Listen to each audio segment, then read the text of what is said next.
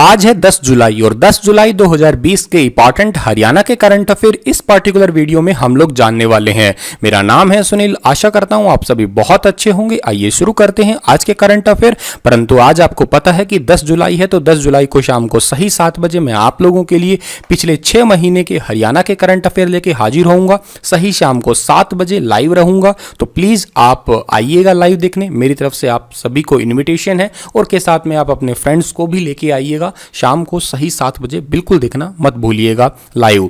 चलिएगा स्टार्ट करते हैं। कल मैंने आपसे क्वेश्चन पूछा था कि हरियाणा में निम्नलिखित में से किस जिले में अमोनिया प्लांट स्थापित है, तो इस क्वेश्चन का ए ऑप्शन जो है वो बिल्कुल ठीक था, जिला पानीपत। ए ऑप्शन ठीक था। बहुत सारे बच्चों ने डिटेल से लिखा, काफी अच्छी बात है। उससे आपका तो बेनिफिट होगा ही, औरों का भी बेनिफिट होता है। जो लोग कमेंट्स पढ़ते हैं उनका भी डिटेल से पढ़ने में, समझने में, सीखने में याद भी रहती हैं चीजें उन्हें। आइए आज का पहला क्वेश्चन पढ़ते हैं कि हरियाणा के अंदर कौन सा विभाग ऐसा है जिन्होंने स्टे होम योजना की तैयारी शुरू कर दी है। तो स्टे होम योजना की तैयारी शुरू की है हरियाणा के पर्यटक विभाग ने, यानी कि सी ऑप्शन जो है बिल्कुल ठीक है। पर्यटन विभाग ने ये योजना शुरू की है। हरियाणा के पर्यटन मंत्री का नाम है कंवरपाल गुर्जर और इन्होंने ही इस स्टे होम योजना को तैयार किया है। अच्छा, इस योजना का मतलब क्या है? पर्यटकों को हरियाणवी संस्कृति से रूबरू करवाने का ही इसका मेन लक्ष्य है। इसमें होगा क्या? इसमें ये होगा कि कोई भी आदमी अपनी ज़मीन पर कम से कम 2 कमरों का सेट बनाकर पर्यटन विभाग के पास में रजिस्टर करवाएगा और इन कमरों के अंदर ग्रामीण पर्यटन के रूप में जो है वो गवर्नमेंट विकसित करेगी, ताकि कोई विदेशी आएगा तो उनको अच्छे से देख सके। इससे क्या होगा कि कम ब्याज दरों पर कर्ज भी मुहैया करवाया जाएगा इसके द्वारा, ताकि पर्यटन क्षेत्र को बढ़ावा मिल सके। विदेशी आके हमारे गांव की संस्कृति जो है वो देख सके, गांव के अंदर ठहर सके, गांव के अंदर घूम सके। यही उद्देश्य है इस योजना का। और अगले सवाल की ओर चलते हैं हम लोग। तो हरियाणा में कितने हजार करोड़ की लागत से नेशनल हाईवे बनाए जाएंगे? तो हरियाणा के अंदर जो है वो 12,000 करोड़ रुपए की लागत से नेशनल हाईवे बनाए जाएंगे।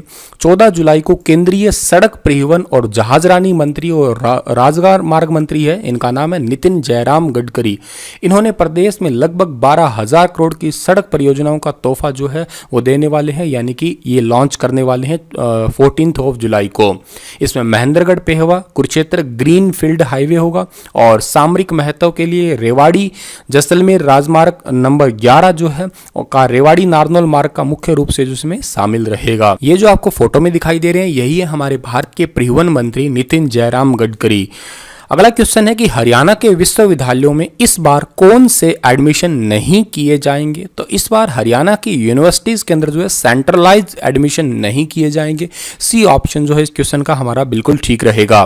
देखिएगा, सेंट्रलाइज प्रवेश प्रक्रिया जो होती है यूनिवर्सिटीज के अंदर, उसके अंदर क्या होता है कि उसके अंदर एक ही आवेदन करना होता है प्रदेश भर में और उन्हें फीस व परीक्षा जो है भी एक ही बार देनी होती है। और उसके बाद में क्या होता है कि वो जैसे एक लीट का एग्जाम है, फॉर एग्जाम्पल डिप्लोमा के बाद में लीट का एग्जाम होता है जो बीटेक में एडमिशन लेने के लिए होता है। रैंकिंग के आधार पर वो एक ही बार उसमें एग्जाम दे लेता है, फिर किसी यूनिवर्सिटी के अंदर जो है वो काउंसलिंग करवा के अपना एडमिशन ले सकता है। लेकिन अब क्या होगा कि हर एक यूनिवर्सिटी के अंदर, जिस भी यूनिवर्सिटी के अंदर जाना है वहीं पे अलग से ही उसका एग्जाम देना होगा, अलग से फीस भरनी होगी। तो ये सेंट्रलाइज सिस्टम के आधार पे जो है अब एग्जाम नहीं होगा हरियाणा के अंदर, ये फैसला लिया गया है। हरियाणा में अब कितने वर्षों में बीएड कॉलेजों का निरीक्षण किया जाएगा? तो बीएड कॉलेजों का निरीक्षण अब हर साल किया जाता है, लेकिन अब इसे जो है हर साल की बजाय हर 5 साल के बाद में जो है इंस्पेक्शन किया जाएगा हर बीएड कॉलेज के अंदर। इसका कारण क्या है? क्योंकि हर साल अगर कॉलेज के अंदर निरीक्षण होता है तो इससे कॉलेजों का खर्च बढ़ता है, ठीक है। और दूसरा जो है, जो इंस्पेक्शन कमेटियां होती हैं उन पे बार बार में हर बार आरोप लगते हैं कि इन्होंने सही नहीं जांचा, इन्होंने गलत जांच लिया, ठीक है। तो इसी वजह से हरियाणा के अंदर तकरीबन 498 बीएड कॉलेज है, जिसके अंदर जो है अब हर साल की बजाय हर 5 साल के बाद में निरीक्षण होने वाला है। हरियाणा में पिछले 6 महीने में अपराध का ग्राफ पिछले साल की तुलना में कितने प्रतिशत कम हुआ है? तो हरियाणा के अंदर पिछले 6 महीने के अंदर अपराध जो है 3.75%, यानी कि बी ऑप्शन सही रहेगा, ये कम हुआ है। हत्या, हत्या का प्रयास, डकैती, लूटपाट, फिरौती, इन सभी को देखा जाए ये जघन्य अपराधों में शामिल होते हैं। इन सभी में तकरीबन 3.75 या आप कहिएगा ऑलमोस्ट 4% की कमी आई है। इस साल जनवरी से जून 2020 के बीच में आईपीएस के तहत दर्ज 49,978 मामलों की तुलना में 2019 की अवधि 51,928 मामले दर्ज हुए थे। मतलब 2019 में इतने मामले थे और अब इन 6 महीनों के अंदर इतने मामले, तकरीबन ये 4% के आसपास मामले कम हुए हैं। कुछ हद तक तो हम ये भी कह सकते हैं कि लॉकडाउन की वजह थी, ठीक है, और पर्यावरण भी इसमें आप लोगों ने देखा होगा कि काफ़ी हद तक सुधरा है इस दौरान। हरियाणा सरकार ने शिवालिक पहाड़ियों के दायरे में आने वाले जिलों में रेशम कीट पालन पर कितने प्रतिशत तक सब्सिडी देने का निर्णय लिया है?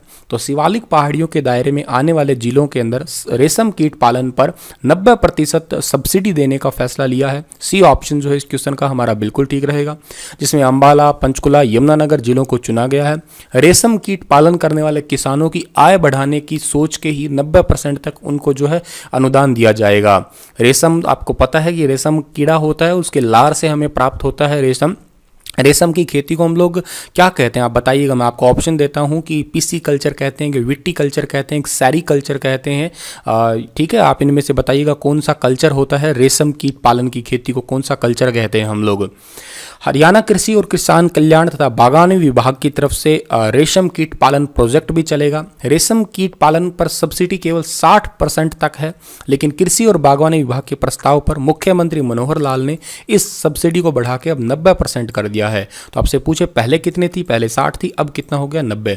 6 को उल्टा कर दीजिएगा, इस तरीके से याद कर सकते हैं। हाल ही में स्वास्थ्य विभाग ने किस जिले में बार बार कोरोना की जांच करवाने वाले पर केस दर्ज करने के निर्देश दिए हैं? खैर ये भी बढ़िया काम ही किया एक प्रकार का। गुरुग्राम के अंदर ऐसा हुआ है। सर ऐसा क्यों किया है? कोरोना जांच करने पर केस? क्या है कि कुछ लोगों को वहम ही बहुत होता है, क्या बार बार कोरोना की, मतलब हल्की सी खांसी हुई, चलो कोरोना का टेस्ट करो, थोड़ा सा और वो, मतलब इसमें क्या होता है कि जिनको वास्तव में कोरोना है उनको तो चेक कर ही नहीं पाते, वही पेशेंट जो है बार बार आता रहता है। मतलब हल्का सा कुछ भी होता है, चलो कोरोना हो गया होगा, ये वहम है। अगर ऐसा एक ही पेशेंट बार बार करता है तो जो है उस पर केस दर्ज करवाया जा सकता है, या सख्ती से उस पर जो है थोड़ा दिखाया जाएगा सख्ती। ऐसा जरूरी भी है क्योंकि बाकी लोगों का भी टेस्ट करना जरूरी है ना। और बात गुरुग्राम की हुई है। गुरुग्राम की स्थापना 1 नवंबर 1966 को हुई है। क्षेत्रफल 1258 वर्ग किलोमीटर है। गुरुग्राम के उपनामों में साइबर सिटी है, सपनों की सिटी है, सौर ऊर्जा का हब है, गुरु द्रोणाचार्य का गांव है, कॉल सेंटर ऑफ कैपिटल भी कहते हैं, भारत की मॉल सिटी कहते हैं, इलेक्ट्रॉनिक सिटी कहते हैं, अमीरों की नगरी कहते हैं और मिलेनियम सिटी भी कहते हैं हम लोग। मंदिरों में शीतला माता का मंदिर फेमस है, भीमकुंड मंदिर फेमस है और एकलव्य मंदिर फेमस है। हाल ही में हुए सर्वे के अनुसार हरियाणा के युवा कितने प्रतिशत लॉकडाउन में एंजाइटी व डिप्रेशन का घर बने हैं, या यूँ कहिएगा डिप्रेशन से ज़्यादा गिर गए हैं? तो अभी हाल ही में एक सर्वे हुआ जिसके अनुसार पता लगा कि हरियाणा के 40% जो यंगर हैं और जो युवा हैं वो सारे के सारे यूथ जो है ना वो एंजाइटी और डिप्रेशन का शिकार हुए हैं। ए ऑप्शन सही रहेगा। और ये जो है Pandit BD Sharma health science university जो है उन्होंने इस सर्वे को किया है, जिसमें 9000 युवा इसमें शामिल हुए थे, महिला पुरुष बुजुर्ग भी शामिल थे इसके अंदर टोटल। और इसके अंदर क्या है कि सोनीपत, झज्जर, भिवानी, दादरी, रोहतक, जींद, रेवाड़ी, इनके सभी जिलों के जो है लोग शामिल हुए थे, जिसमें पता लगा कि 40% युवा ऐसा है जो कि डिप्रेशन का शिकार हुए हैं, 20% महिलाएं हैं और 20% बुजुर्ग हैं जो एंजाइटी डिसऑर्डर या डिप्रेशन का शिकार हुए हैं। क्या होता है ये एंजाइटी? एंजाइटी होता है एक मानसिक रोग होता है। इसमें रोगी को बहुत ही ज़्यादा बेचैनी टाइप से होती है, नेगेटिव विचार से आते रहते हैं, डर लगा रहता है, चिंता लगी रहती है, अचानक हाथ कांपने लग जाते हैं, बहुत तेज गुस्सा आ जाएगा, पसीना आ जाएगा, और अगर टाइम पे इलाज ना हो तो इसमें मिर्गी भी बन जाती है। ये कई बार इसी एंजाइटी डिसऑर्डर की वजह से लोग सुसाइड भी कर लेते हैं और अपने आप को अहित कर लेते हैं, मतलब मर ही जाता है लोग। चलिएगा अगले सवाल की ओर चलते हैं। तो हरियाणा में स्वच्छता सर्वेक्षण 2021 में स्टार रैंकिंग को नए पैरामीटर के साथ लॉन्च किया गया है। इसमें अब नागरिक फीडबैक के लिए कितने प्रतिशत अंक होंगे? तो पहली बार नागरिक फीडबैक भी जोड़ा गया है स्वच्छता सर्वेक्षण के अंदर, और इसमें नागरिक फीडबैक के भी 30% नंबर होंगे अलग से। ए ऑप्शन जो है इस क्वेश्चन का बिल्कुल ठीक रहेगा। 2021 के स्टार पैरामीटर हैं, लेकिन पहले की तरह ही 6000 अंक तो होंगे ही होंगे, लेकिन इसके अंदर 30% जनता की भागीदारी भी होगी। कितने लोग इसमें पार्टिसिपेट करते हैं, जनता की आवाज जो है वही इसके अंदर शामिल की जाएगी। और सबसे बेस्ट अवार्ड इसके अंदर प्लैटिनम होगा, ये भी आप याद रखिएगा। चलिए अगला क्वेश्चन है हमारा। Centre for monitoring Indian economy के सर्वे के अनुसार हरियाणा को बेरोजगारी में नंबर 1 दिखाया गया है।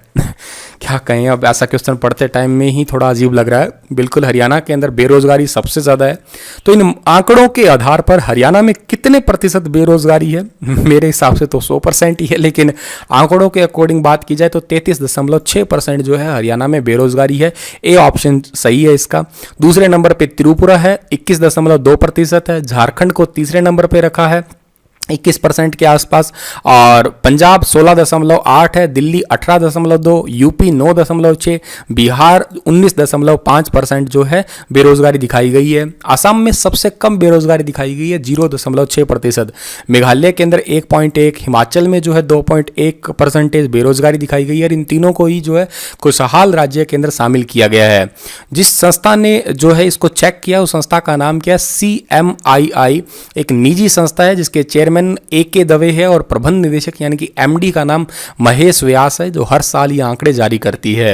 ये न्यूज़पेपर की रिपोर्ट के अनुसार है आंकड़े, ठीक है, न्यूज़पेपर में ऐसा आंकड़े जो है दिखाए गए हैं। चलिएगा अगले सवाल की ओर। तो इतने सवाल तो हो ही गए। आप लोगों के लिए एक सवाल है आज का कि हरियाणा के किन 2 जिलों में विशेष पर्यावरण न्यायालय स्थापित है, स्थित है? तो आप बताइएगा। फरीदाबाद और हिसार, रेवाड़ी, महेंद्रगढ़, सिरसा और जींद, और भिवानी और यमुनानगर। पर्यावरण न्यायालय होता क्या है ये आप बताइएगा, और इन जिलों के बारे में भी आप बताने का प्रयास कीजिएगा, ठीक है। चलिएगा, इसी के साथ ये लेक्चर तो समाप्त होता है, पर आप शाम को सही 7 बजे देखना बिल्कुल मत भूलिएगा। हरियाणा के 6 महीने के करंट अफेयर आप सभी को आना है। वेलकम है आप सभी का, धन्यवाद।